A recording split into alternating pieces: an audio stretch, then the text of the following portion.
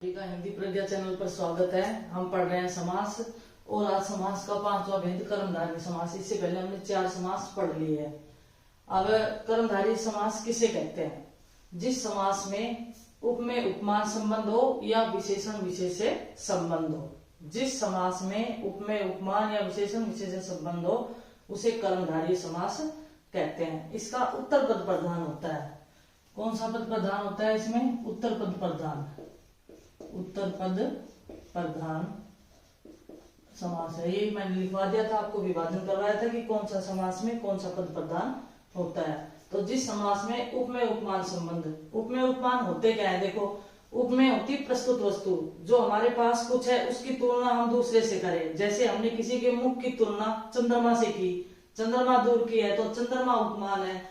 और जैसे मुख किसी के मुख से, जैसे माने सीता का मुख चंद्रमा के समान सुंदर है, तो यहाँ पर मुख जो है सीता का मुख वो उपमेय हो गया और उपमान क्या हो गया? चंद्रमा। तो ये उपमेय उपमान संबंध होता है। फिर है विशेषण विशेष संबंध। क्या होता है? किसी विशेष्य की विशेषता बताना, किसी व्यक्ति की विशेषता बताना क्या कहलाता है? विशेषण कहलाता है। संज्ञा या सर्वनाम की विशेषता बताने वाले शब्दों को विशेषण कहते हैं, ठीक है ना। और विशेषण जब विशेष्य की विशेषता बताते हैं तो विशेषण विशेष से संबंध होता है। उदाहरण से देखो, समझ में आएगा आपको। 3 चीजें याद रखें। उपमेय उपमान संबंध होता है, विशेषण विशेष से संबंध होता है, उत्तर पद प्रधान होता है। अब देखो, नील कमल, नीला है जो कमल, इसका विग्रह करेंगे तो क्या होगा? नीला है जो कमल। ये विशेषण विशेष से संबंध है। नीला है जो कमल। कमल की विशेषता बताइए। कमल यहाँ पर क्या है? विशेष्य है। कमल तो यहाँ पर विशेष्य है। और विशेषण क्या है? विशेष्य कमल है और विशेषण क्या है? नीला कि जो कमल है वो नीले रंग का है, तो विशेषण सब तो ये नीला है और विशेष्य क्या है? कमल है। समझ आया ये विशेषण विशेष संबंध क्या होता है? तो इनमें विशेषण विशेष्य की विशेषता बताई थी, यानी कि विशेष्य की जो विशेषता बताते हैं उन्हें विशेषण कहते हैं। तो यहाँ पर विशेष्य तो कमल हो गया और नीला, ये विशेषता है कि वो नीला है, नीले रंग का है, तो नीला है जो कमल। यहाँ पर इस उदाहरण में क्या है? विशेष्य विशेष है, विशेषण विशेष से संबंध है। सर्वोत्तम, सर्व में उत्तम, सर्व में उत्तम। ऐसे इसी तरह से महापुरुष, महान है जो पुरुष, महान है जो पुरुष, महान है जो पुरुष। महात्मा, महान है जो आत्मा, महान है जो आत्मा, महात्मा। फिर पीतांबर, पीला है जो अंबर, पीतांबर क्या हो गया? पीला है जो अंबर, पीतांबर। अब प्रधानमंत्री, प्रधान है जो मंत्री, प्रधान है जो मंत्री, प्रधानमंत्री। इन सब में, इन सारे उदाहरण में विशेषण विशेष से संबंध है। कैसे बताया? मैंने बता दिया कि ये कमल जो है ये इसकी विशेषता बता रहा है नीला। सर्व में उत्तम, उत्तम विशेष है, यहाँ पर सर्व क्या है? विशेषण है। महान है जो पुरुष, पुरुष क्या है? विशेष्य है। और महान क्या है? विशेषण शब्द है यहाँ पर। महान है जो आत्मा, आत्मा विशेष्य है, उसकी विशेषता बता रखी है कि वो महान है। पीला है जो अंबर, पीतांबर, अंबर का अर्थ होता है वस्त्र, तो यहाँ पर ये अंबर विशेष्य है और पीला क्या है? विशेषण है। प्रधान है जो मंत्री, मंत्री यहाँ पर विशेष्य और प्रधान क्या है? विशेषण है। इस तरह से ये विशेष्य विशेष संबंध है। फिर अब इसमें दूसरा उपमेय उपमान संबंध कैसे है? ये उदाहरण मैंने उपमेय उपमान संबंध के लिखे। देखो, अब चरण कमल, चरण रूपी कमल, चरण रूपी कमल, चरण रूपी कमल, चरण रूपी कमल, यानी कि कमलों को चरण के समान कोमल बताया है, ठीक है ना। पुष्प जो है, कमल का पुष्प वो बहुत कोमल होता है, लेकिन चरण के समान यहाँ पर कोमल किसको बताया है? कमल के फूल को बताया है। तो चरण रूपी कमल। अब जब विग्रह करते हैं तो विशेष विशेषण संबंध में तो जो का है, जो नीला है, जो सर्व में उत्तम, महान है जो, है ना, इस तरह से होता है। और इसमें रूपीवाचक शब्द का प्रयोग होता है। जब उपमेय उपमान संबंध में तो रूपीवाचक शब्द का प्रयोग होता है। उपमेय उपमान संबंध में किसका प्रयोग होता है? रूपी शब्द का प्रयोग होता है। जैसे चरण रूपी कमल, चंद्रमा रूपी मुख, चंद्रमुख, चंद्रमुख का क्या होगा? चंद्र रूपी मुख, यानी कि चंद्रमा जैसा मुख हो गया। विद्या रूपी धन, विद्याधन, विद्याधन का क्या होगा, विद्या रूपी धन। इसी तरह से कमल नयन, कमल रूपी नयन, कमल रूपी नयन, नयन यानी कि नेत्र, कमल रूपी नयन। इसी तरह से संसार रूपी सागर, संसार सागर का क्या होगा, संसार रूपी, संसार रूपी सागर, संसार रूपी सागर। इसी तरह से वचनामृत, वचन रूपी अमृत, वचन रूपी, वचन रूपी अमृत, अमृत। तो इन सारों में क्या है, उपमेय उपमान संबंध है। या रूपी वाचक शब्द का प्रयोग हुआ है, इसमें है जो शब्दों का प्रयोग हुआ है, और या रूपी वाचक शब्द का प्रयोग हुआ है। फिर से समझे इसको। कर्मधारय समास, पहला ये याद रखो इसकी विशेषता है कि उत्तर पद प्रधान होता है। दूसरा, इस समास में उपमेय उपमान संबंध होता है।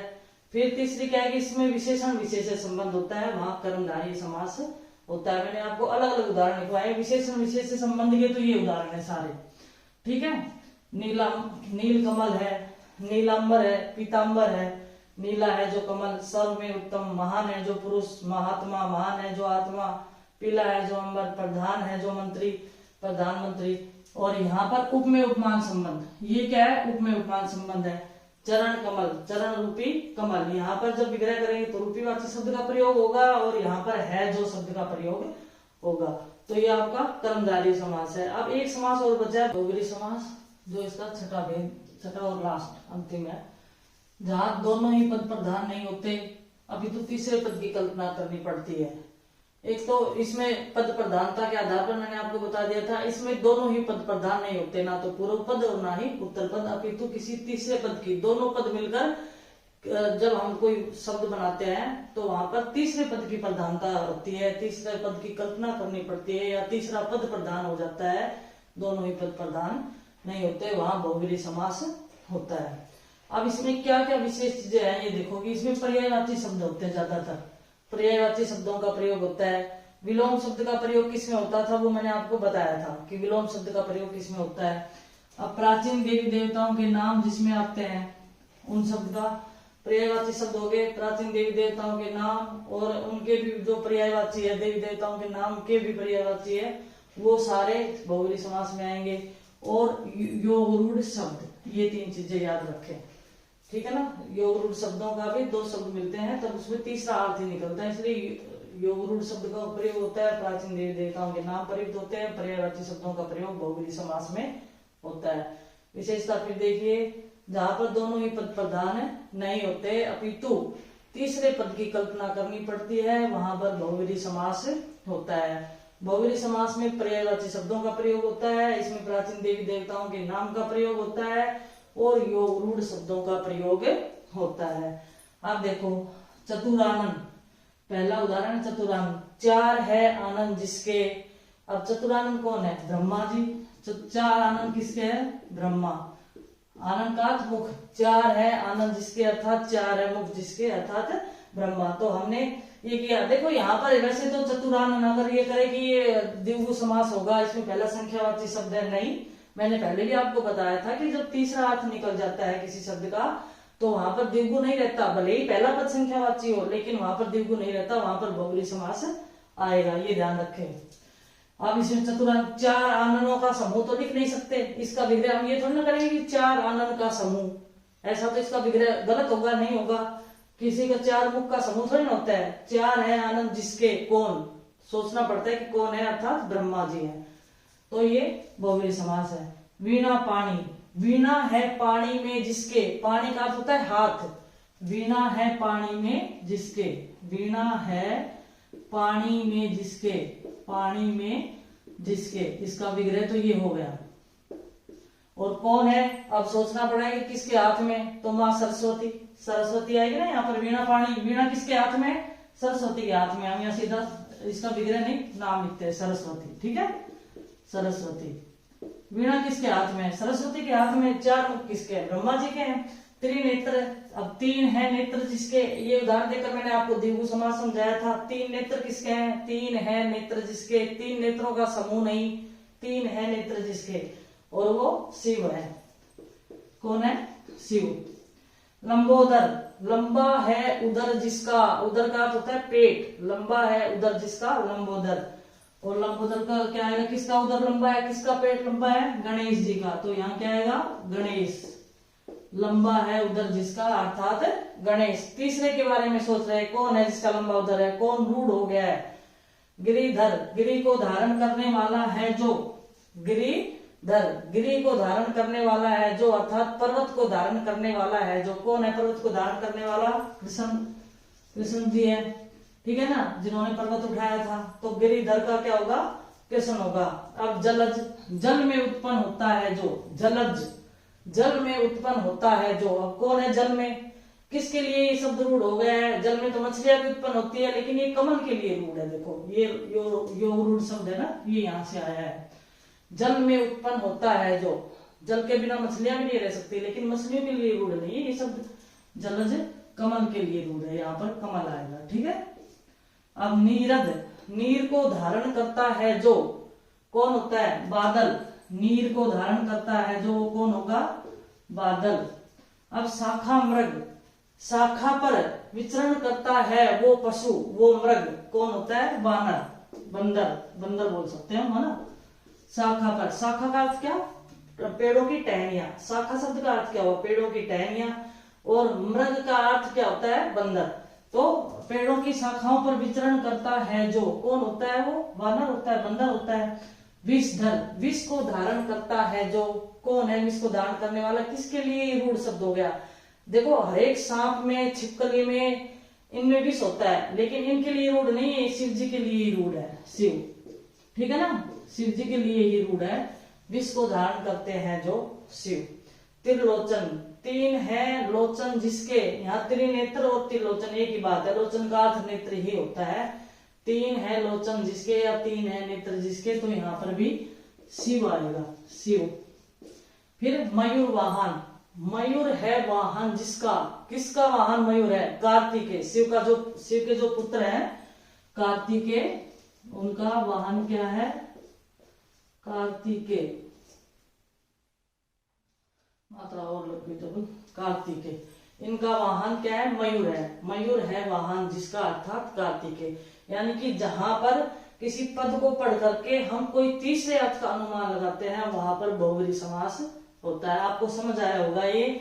अब फिर से एक बार ध्यान से दोहरा लेते हैं हम, जहां पर दोनों पद प्रधान नहीं होते, अपितु किसी तीसरे पद की कल्पना करनी पड़ती है, वहां पर बहुब्रीहि समास होता है। फिर इसमें किस किस के नाम आते हैं, पर्यायवाची शब्द आते हैं, इसमें प्राचीन देवी देवताओं के नाम आते हैं, योग रूढ़ शब्द यहाँ पर आते हैं। योग रूढ़ शब्द वो होते हैं जिनका अर्थ निश्चित निकल गया है, जैसे ये शब्द है ना जलज। अब जल में बहुत सारी चीजें उत्पन्न होती है, लेकिन ये शब्द जो है ये कमल के लिए ही रूढ़ हो गया है, तो ये योग रूढ़ शब्द है, ठीक है। नीरद, नीरद शब्द बादल के लिए ही रूढ़ हो गया है, इसलिए ये भी योग रूढ़ शब्द है। ये सारे देवी देवताओं के नाम है, और देवी देवताओं के भी जितने भी इनके पर्यायवाची है वो सब इसके अंतर्गत आएंगे। चतुरानंद, चार है मुख जिसके आनंद है, जिसके आनंद का अर्थ मुख होता है ब्रह्मा। वीणा है पानी में जिसके सरस्वती। तीन है नेत्र जिसके शिव। लंबा है उदर जिसका गणेश, उदर का अर्थ पेट होता है। गिरि को धारण करते हैं जो कृष्ण। जल में उत्पन्न होता है जो कमल। नीर को धारण करते हैं जो बादल। शाखा पर विचरण करते हैं जो वानर या बंदर। विष को धारण करते हैं जो शिव। त्रिलोचन, तीन नेत्र हैं जिसके, तीन लोचन हैं जिसके शिव। मयूर है वाहन जिसका कार्तिकेय। तो इस प्रकार से ये हमारा बहुब्रीहि समास हुआ। इसमें मैंने आपको बता दिया कि जब संख्यावाची शब्द समूह का बोध कराए तो वहां पर द्विगु समास, अगर कोई तीसरा अर्थ वहां पर हो तो कौन सा होगा, बहुब्रीहि समास होगा। ये ध्यान रखें। आज आपका ये टॉपिक कंप्लीट होता है समास का। अब संधि करवाएंगे, समय कम बचा है, लेकिन फिर भी मैं कोशिश करूंगी कि एक दो क्लासेस संधि की भी डाल दूं।